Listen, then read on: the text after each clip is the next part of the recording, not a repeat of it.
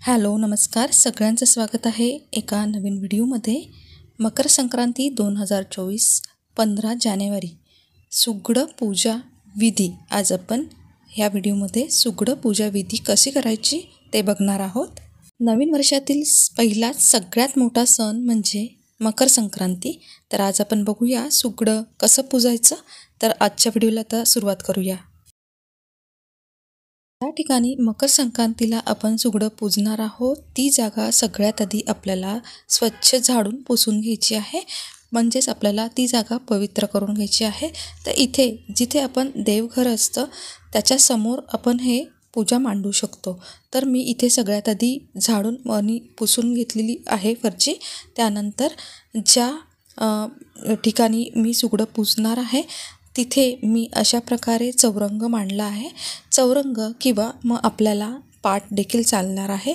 तो पण स्वच्छ करून झाल्यानंतर इथे त्याच्या पुढे आपल्याला रांगोळी काढून घ्यायची आहे। आपलं देवघर ज्या दिशेला आहे त्या दिशेला आपण पाट किंवा चौरंगावर ही पूजा मांडू शकतो।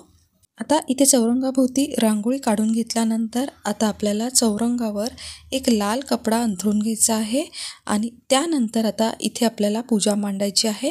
सगळ्यात आधी आपल्याला गहू किंवा तांदूळ अशा प्रकारे आपल्याला चौरंगावर मांडायचे आहे। 5 आपल्याला बोळकी लागणार आहे। तर अशा प्रकारे मी काळी बोळकी इथे घेतलेली आहे। ही 5 अशी काळी बोळकी घेतल्यानंतर 5 बोळक्यांना 5 आपल्याला हळदी कुंकू 5 ठिकाणी लावायचे आहेत। जसं मी इथे तुम्हाला दाखवत आहे की प्रत्येक बोळक्याला आपल्याला 5 ठिकाणी हळदी कुंकू अशा पद्धतीने लावून घ्यायचं आहे। त्यानंतर आपल्याला हे बोळके जिथे आपण तांदूळ मांडलेले आहेत तिथे त्यावर ठेवायचे आहेत। तर या पद्धतीने मी करून घेतलं आहे। त्यानंतर या बोळक्यामध्ये आपल्याला पूजण्यासाठी गाजर, ऊस, हरभरा, तीळ, शेंगदाणे, बोरं आणि हळदी कुंकू, गव्हाच्या ओंब्या अशा पद्धतीने एवढं सगळं लागणार आहे। तसंच आपल्याला फुलं पण लागणार आहे। तर ह्या सगळ्या गोष्टी ज्या आहेत त्या आपल्याला क्रमाने बोळक्यांमध्ये घालून घ्यायच्या आहेत। जसं मी तुम्हाला दाखवत आहे, सगळ्यात आधी मी इथे घातलेले आहे हरभरे।